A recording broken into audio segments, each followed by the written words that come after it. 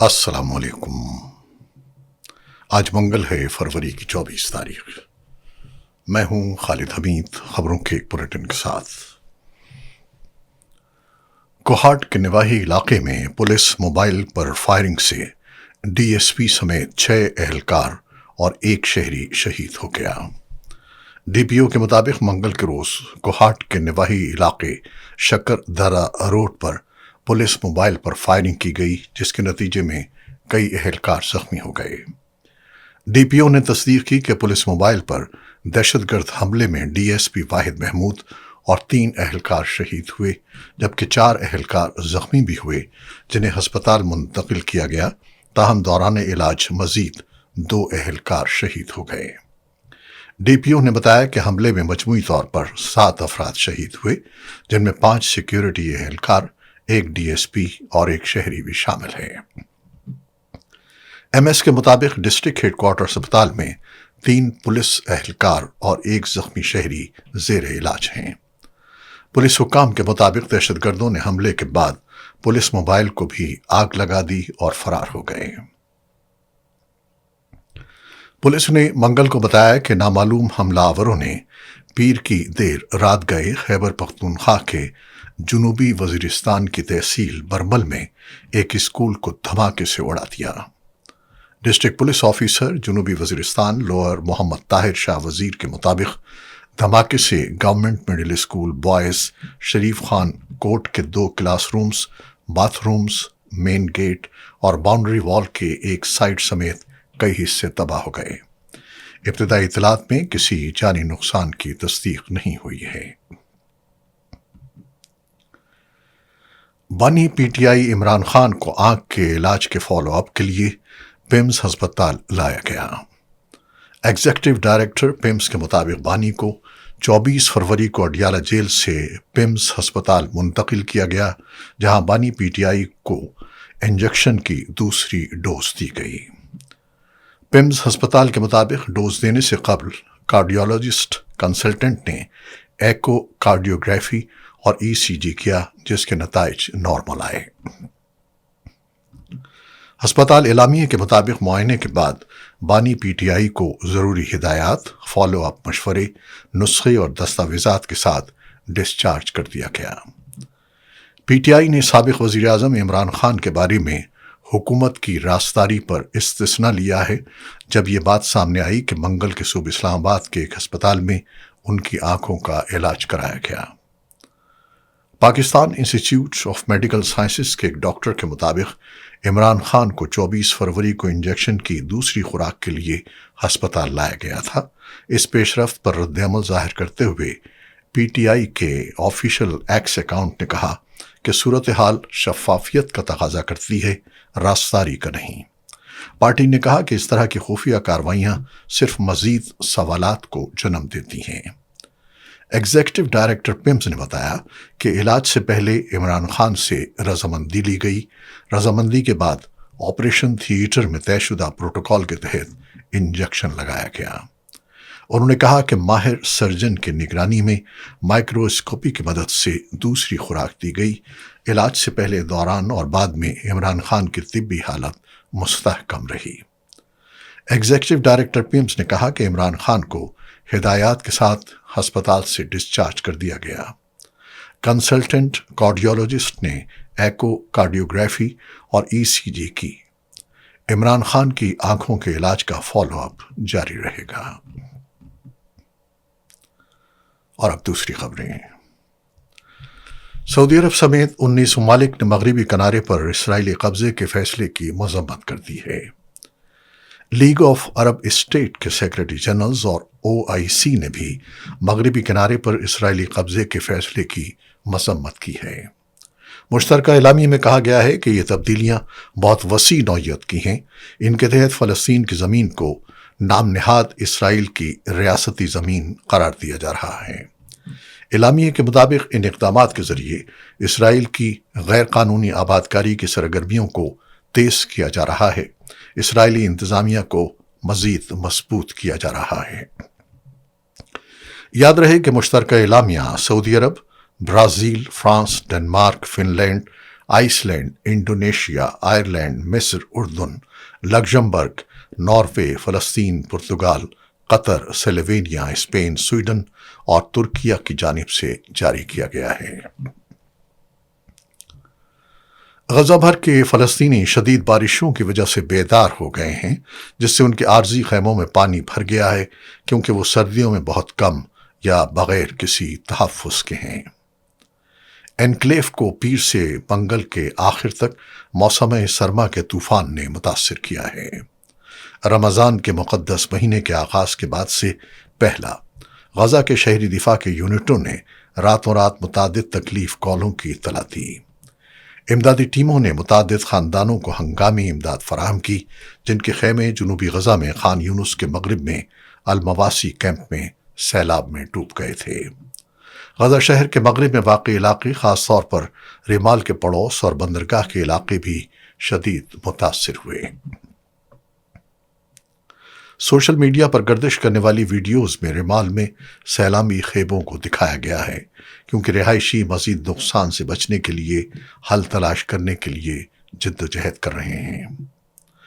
اسرائیلی فوجیوں نے زندہ بچ جانے والے امدادی کارکنوں کو مارنے کے لیے پیش قدمی کرنے سے پہلے غزہ میں واضح طور پر نشان زدہ فلسطینی ایمرجنسی گاڑیوں کے قافلے پر 900 سے زیادہ گولیاں برسائیں، جن میں سے کچھ کو گزشتہ مارچ میں پھانسی کی طرز سے قریب سے گولی ماری گئی تھی۔ اسرائیلی فوج نے ابتدائی طور پر دعویٰ کیا کہ گاڑیاں غیر مربوط تھیں اور بعد میں پیشہ ورانہ غلطی کا اعتراف کیا۔ اس دوران اسرائیلی فوج فلسطینیوں کا قتل عام جاری رکھے ہوئے ہے۔ دریں اثنا اسرائیلی فورسز نے اکتوبر میں حماس کے ساتھ طے پانے والی جنگ بندی کی خلاف ورزی کرتے ہوئے غزہ میں فلسطینیوں کو قتل کرنا جاری رکھا۔ نومبر سن 2019 میں ایک نجی تقریب میں نیو یارک میں ہندوستان کے اس وقت کے قونصل جنرل سندیپ چکرورتی نئی دہلی سے ہندوستان کے زیر انتظام کشمیر میں اسرائیلی ماڈل اپنانے کا مطالبہ کرتے ہوئے کیمرے پر پکڑے گئے۔ اس وقت کشمیر میں لاکھوں لوگ پہلے ہی ایک معذور فوجی لاک ڈاؤن اور مواصلاتی بلیک آؤٹ کا شکار تھے۔ وزیر اعظم نریندر مودی کی ہندو اکثریتی حکومت نے مہینوں پہلے ہی اس خطے کی نیم خود مختار حیثیت کو ختم کر دیا تھا، ہزاروں لوگوں کو جیل میں ڈال دیا تھا، بشمول اس خطے کے سیاسی رہنماؤں، یہاں تک کہ وہ لوگ جو بھارت کے حامی ہیں۔ امریکا کے صدر ڈونلڈ ٹرمپ بدھ کی صبح 7 بجے اسٹیٹ آف یونین خطاب کریں گے، جس میں ڈیموکریٹس کی جانب سے احتجاج کا امکان ہے۔ امریکی میڈیا رپورٹس کے مطابق دوسرے دور صدارت کے اس پہلے خطاب کے بارے میں صدر ڈونلڈ ٹرمپ کا کہنا ہے کہ یہ طویل خطاب ہوگا کیونکہ کہنے کے لیے بہت کچھ ہے۔ غیر ملکی خبر ایجنسی کے مطابق ڈیموکریٹس کی جانب سے صدر ٹرمپ کے خطاب کے دوران احتجاج کا امکان ظاہر کیا جا رہا ہے۔ امریکی میڈیا کے مطابق اراکین کانگریس سے اس خطاب میں ایران سے مذاکرات اور ان کی ناکامی کی صورت میں ممکنہ جنگ سے متعلق بات چیت کی جائے گی۔ خطاب میں ٹیرف کا دفاع اور معیشت کا ذکر ہوگا، جرائم پر قابو پانے اور غیر قانونی امیگرنٹس کے خلاف کارروائی پر بھی بات کیے جانے کا امکان ہے۔ سروے کے مطابق صدر ٹرمپ کی مقبولیت گر رہی ہے اور ریپبلکنز کو خدشہ ہے کہ وہ مڈ ٹرم الیکشن میں ڈیموکریٹس کے ہاتھوں کم سے کم ایک ایوان میں شکست کھا جائیں گے۔ امریکا کے سب سے بڑے اور جدید aircraft carrier U S S Gerald R Ford کو مسلسل سیوریج نظام کی خرابیوں کا سامنا ہے۔ غیر ملکی میڈیا کے مطابق سن 2017 میں $13 ارب کی لاگت سے کمیشن کیے گئے اس ایئر کرافٹ کیریئر میں نصب جدید ویکیوم بیسڈ سیوریج سسٹم بار بار جیم ہو رہا ہے، جس سے 4600 رکنی عملہ متاثر ہو رہا ہے۔ رپورٹ کے مطابق سن 2025 میں وینزویلا کے ساحل کے قبیلے آپریشن کے دوران بھی یہ مسائل برقرار رہے اور خرابیوں کا سلسلہ سن 2026 میں بھی جاری ہے۔ صدر ڈونلڈ ٹرمپ نے chairman joint chiefs of staff general Dan Caine کے ایران پر امریکی حملے کے مخالف ہونے سے متعلق خبروں کی تردید کی ہے۔ امریکی صدر نے کہا کہ جنرل ڈینیل کین سے متعلق کئی خبریں گردش کر رہی ہیں کہ وہ ایران کے خلاف جنگ میں ہمارے ساتھ نہیں ہیں۔ ٹرمپ نے ان رپورٹس کو فیک نیوز قرار دیتے ہوئے کہا کہ ان خبروں میں کوئی سچائی نہیں ہے اور یہ 100% غلط ہیں۔ امریکی صدر نے کہا کہ اس حوالے سے وہ خود فیصلہ کریں گے۔ ٹرمپ نے کہا کہ وہ ایران کے ساتھ معاہدے کو ترجیح دیتے ہیں، لیکن اگر معاہدہ نہ ہوا تو ایران کے لیے بہت برا دن ہوگا۔ ایران کو سنگین نتائج کا سامنا کرنا پڑ سکتا ہے۔ بھارت میں ایک اور طیارہ حادثے کا شکار ہو گیا، اس میں سوار تمام 7 افراد کے ہلاک ہونے کا خدشہ ہے۔ ریاست جھارکھنڈ کے ضلع چترا میں رانچی سے نئی دہلی جانے والا ایئر ایمبولنس گر کر تباہ ہو گیا۔ طیارے میں 7 افراد سوار تھے۔ بھارتی میڈیا کے مطابق حادثہ پیر کی رات ضلع چترا کے علاقے سیماریا کے قریب پیش آیا، جہاں ایئر ایمبولنس ایک مریض کو علاج کے لیے رانچی سے نئی دہلی منتقل کر رہی تھی۔ چترا کے ڈپٹی کمشنر کے مطابق طیارہ گھنے جنگل میں گرنے کے باعث فوری طور پر ہلاکتوں کی حتمی تصدیق نہیں ہو سکی، تاہم طیارے میں سوار تمام افراد کے زندہ بچنے کی امید کم ہے۔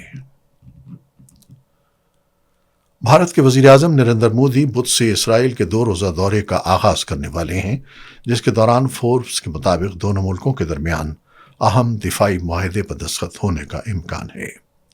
وزیر اعظم نریندر مودی کا اسرائیل کا یہ دوسرا دورہ ہوگا۔ Cricket. ICC T20 world cup کے سپر 8 مرحلے میں پاکستان نے انگلینڈ کے خلاف ٹاس جیت کر بیٹنگ کا فیصلہ کیا ہے۔ پالے کیلے میں کھیلے جا رہے میچ میں پاکستان کے کپتان سلمان آغا نے ٹاس جیت کر پہلے بیٹنگ کرنے کو ترجیح دی ہے۔ پاکستان نے 6 اوورز کے اختتام پر 2 وکٹوں پر 46 رنز بنا لیے ہیں۔ سائم ایوب 7 اور سلمان علی آغا 5 رنز بنا کر آؤٹ ہوئے۔ انگلینڈ کے خلاف میچ کے لیے پاکستان ٹیم میں ایک تبدیلی کی گئی ہے۔ فہیم اشرف کی جگہ شاہین آفریدی کو پلئنگ 11 کا حصہ بنایا گیا ہے۔ پاکستانی ٹیم میں کپتان سلمان آغا، صاحبزادہ فرحان، بابر اعظم، سائم ایوب، فخر زمان، عثمان خان، شاہین آفریدی، سلمان مرزا، عثمان طارق، محمد نواز اور شاداب خان شامل ہیں۔ یہ تھیں وہ خبریں جو یوٹیوب چینل پر ہم نے آپ کے لیے پیش کی ہیں۔ آپ ہمارے چینل کو دیکھتے ہیں، شیئر کرتے ہیں اور اپنے کمنٹس میں اپنی محبتوں کا اظہار کرتے ہیں، جس کے لیے ہم آپ کے بے حد ممنون ہیں۔ اپنی ان کاوشوں کو، ان محبتوں کو جاری رکھیے گا۔ خالد حمید کو اب اجازت دیجیے۔ اللہ حافظ۔